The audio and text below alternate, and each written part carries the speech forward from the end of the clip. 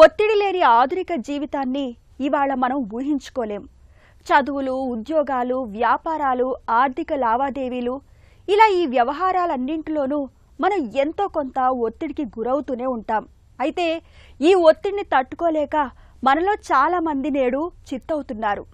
చిన్న చితక సవాళ్లనే తట్టుకోలేక చతికిలు పడిపోతున్నారు. ఆధునిక జీవన శైలిలో వస్తున్న మార్పులు, సోషల్ మీడియా ప్రభావంతో పాటు కొన్ని అలవాట్లే మానసిక ఒత్తిడికి దారితీస్తున్నాయని, వాటిని దూరం చేసుకుంటే చాలు ఒత్తిడిని ఇట్టే ఉఫ్ అని ఊదేయచ్చునంటున్నారు నిపుణులు. ఒత్తిడిని అధిగమించడానికి ఉపకరించే మార్గాల గురించి ఇప్పుడు తెలుసుకుందాం.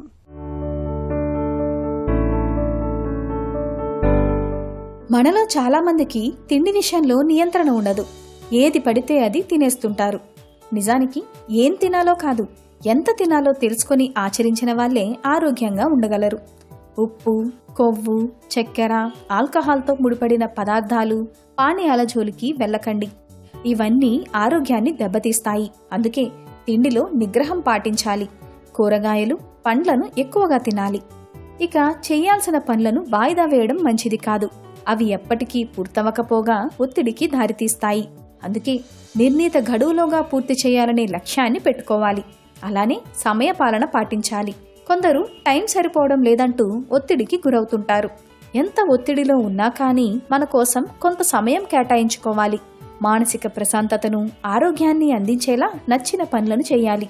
ఏదైనా హాబీ ఎంచుకోవడం, నలుగురితోనూ కలవడం, కాసేపు హాయిగా రిలాక్స్ అవ్వడం వంటి చర్యలతో తిరిగి రీఛార్జ్ అవ్వగలం. రోజు కాసేపు నీరెండకు నిలబడటం మంచిది. సూర్యకాంతి శరీరంలో విటమిన్ డి ఉత్పత్తికి దోహదపడుతుంది. ఇది మానసిక ఆరోగ్యానికి, ఒత్తిడి, డిప్రెషన్ను తగ్గించడంలో కీలక పాత్ర పోషిస్తుంది. శరీరానికి సూర్యకాంతి తగలకపోతే శరీరంలో సెరోటోనిన్ స్థాయిలు తగ్గచ్చు. తద్వారా ఒత్తిడి, ఆందోళన, మానసిక అస్థిరతకు దారితీసే ప్రమాదం ఉంది. అందువల్ల రోజు కనీసం 15 నుంచి 30 నిమిషాలు ఉదయం సూర్యకాంతిలో గడిపేందుకు ప్రయత్నించండి. మానసిక ఒత్తిడితో ఆరోగ్య సమస్యలకు గురై గుప్పెడు మాత్రలు మింగడం కన్నా ఈ ఆరోగ్యానికి మేలు చేసే అలవాట్లను పాటించడం మేలు కదా.